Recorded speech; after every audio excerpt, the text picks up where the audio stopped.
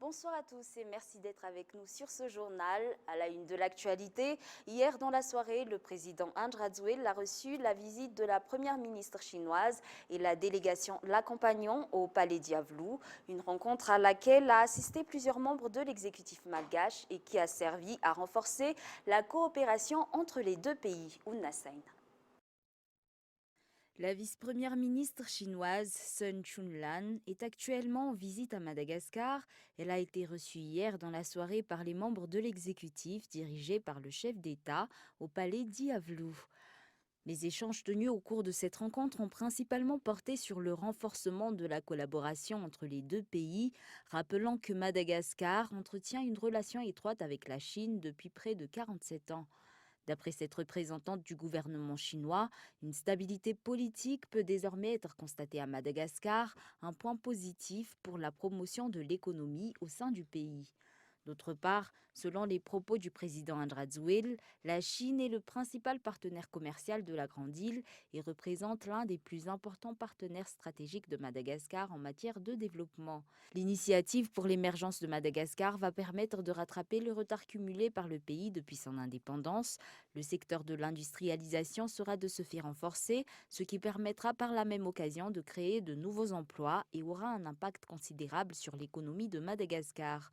Outre cela, au cours des 4 prochaines années, le régime vise également une optimisation de la production d'énergie dans toute l'île grâce à l'utilisation d'énergies renouvelables, sans compter l'objectif d'assurer la souveraineté alimentaire du pays en faisant par la même occasion de Madagascar un grenier de l'océan Indien.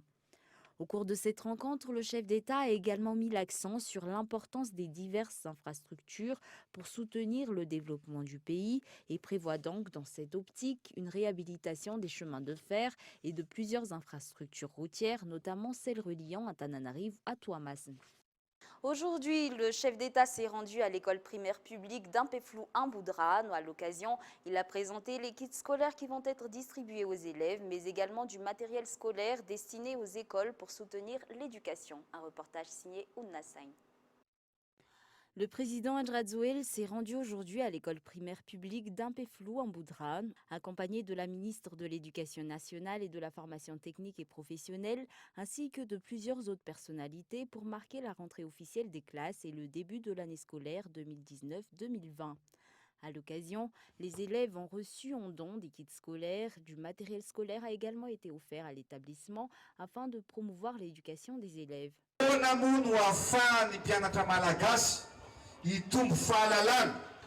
Comment les jeunes élèves malgaches pourraient améliorer leurs connaissances sans livres, sans matériel scolaire? Nous avons donc décidé de donner à tous les élèves et les écoles ce dictionnaire qui vous permettra de maîtriser la langue malgache. Dans ce dictionnaire, vous pourrez également retrouver toutes les promesses que j'ai faites au peuple, telles que celle de promouvoir la culture et l'éducation à Madagascar.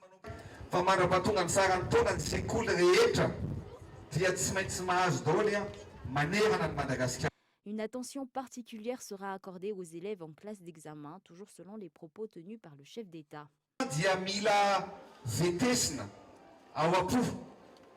Il nous faut désormais promouvoir le patriotisme, raison pour laquelle, en imprimant ce cahier, nous y avons posé l'armoirie du pays avec la mention Amour, Patrie, Développement. D'autre part, des livres vont être distribués à tous les élèves en classe d'examen et pour finir, tous les élèves de T5 vont recevoir une tablette. Outre les élèves de l'EPP à Ampeflou Amboudran, ceux de toutes les autres écoles primaires publiques de l'île ont également bénéficié de ces kits scolaires. En dehors de ce geste pour optimiser l'éducation, le président de la République a également annoncé un assainissement des canaux d'évacuation.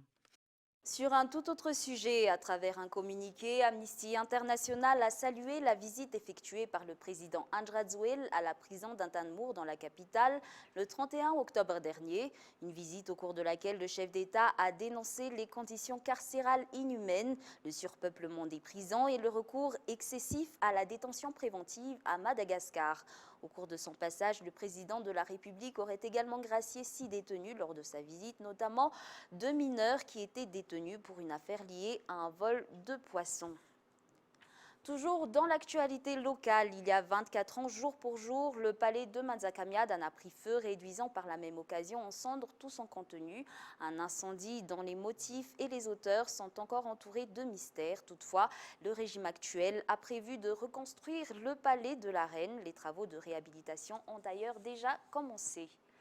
Dans l'actualité économique, c'est aujourd'hui que le 11e forum du secteur privé africain a débuté. Le Premier ministre malagasy espère que des décisions importantes y seront prises, tout particulièrement en ce qui concerne les mesures qui permettront de lancer enfin le développement effectif des pays d'Afrique, développement qui leur permettra par la même occasion de profiter d'une réelle indépendance. Yves Richard.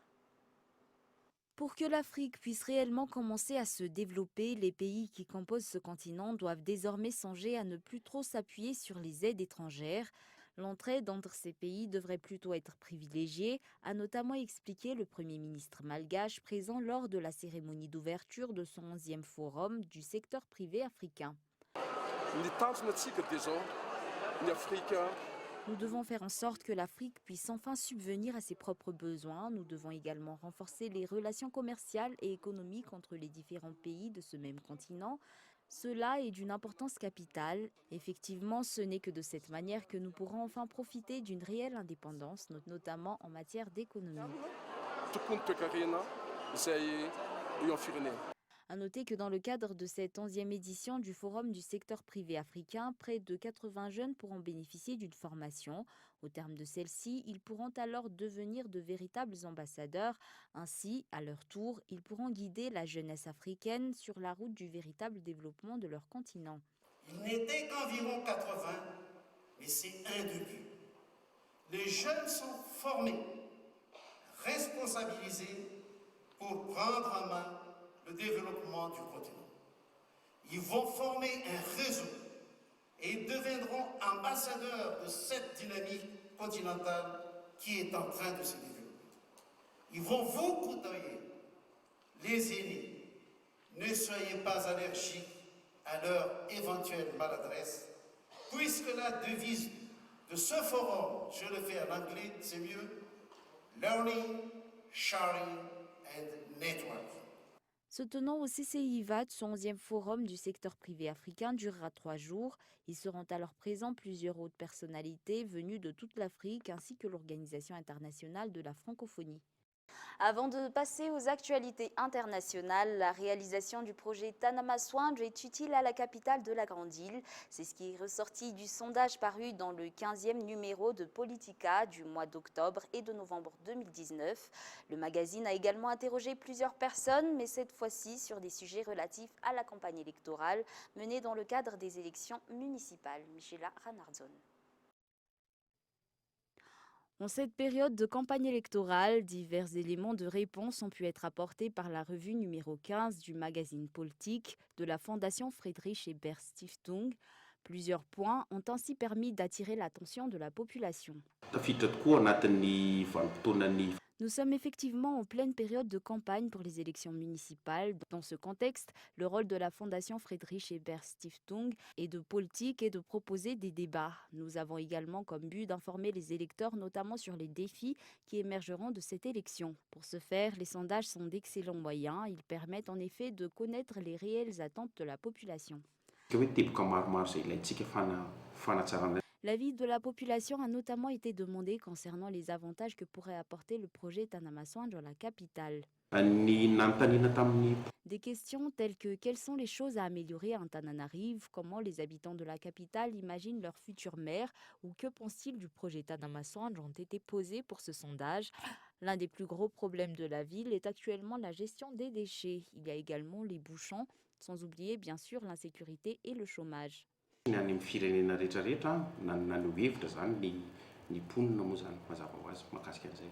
Le nombre de personnes auxquelles il a été demandé si le projet Tanama-Swange était utile à la ville de Tananarive a été de 2516, 1348 étaient originaires de la capitale, 220 de Fianarantsoa et 289 de Tamatave. Majunga, Tuléar, Ansran n'ont bien sûr pas été oubliés, avec respectivement 217, 187 et 255 répondants.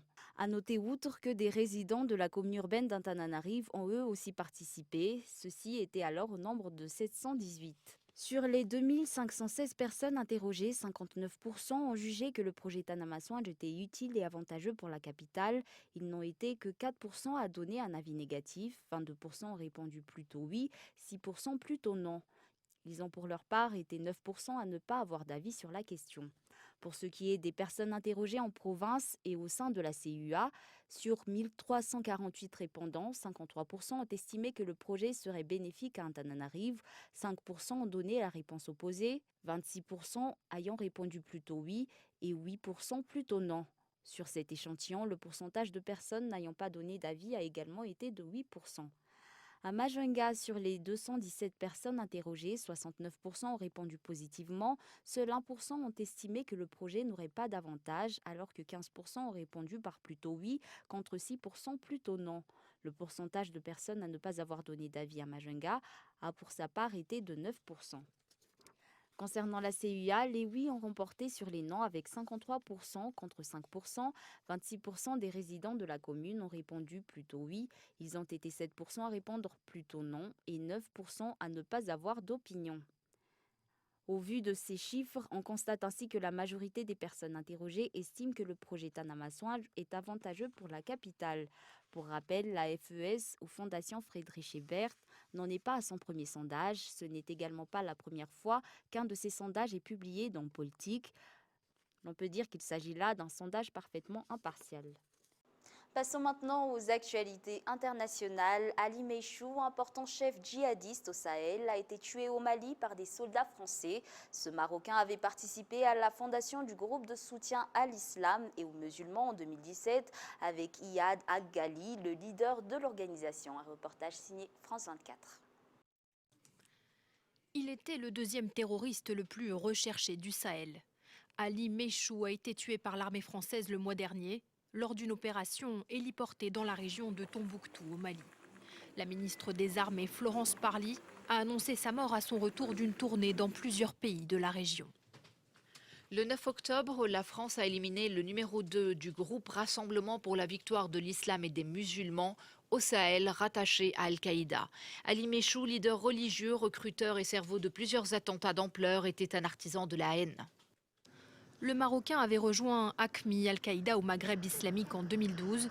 Il était depuis 2017 le leader religieux et véritable cerveau d'une organisation affiliée à Al-Qaïda, le RVIM, acronyme de Rassemblement pour la victoire de l'islam et des musulmans, aussi appelé GSIM, groupe de soutien à l'islam et aux musulmans. Ce groupe terroriste a revendiqué récemment des attaques meurtrières contre les forces maliennes à Boulekessi et Mondoro. 40 militaires avaient été tués. En mars 2018 à Ouagadougou, des djihadistes du GSIM avaient attaqué l'état-major général des armées et l'ambassade de France au Burkina Faso, faisant 8 morts. Malgré la présence des forces françaises, africaines et onusiennes, le Mali peine à faire face à la recrudescence des attaques djihadistes au Sahel, où 4500 militaires français sont déployés dans le cadre de l'opération Barkhane. La ministre des Armées a annoncé que des forces spéciales européennes devraient être déployées au Mali en 2020 pour soutenir l'armée dans sa lutte contre le terrorisme. Même si Florence Parly se veut optimiste, les contours de cette force, le nombre de soldats et les pays engagés restent encore à définir.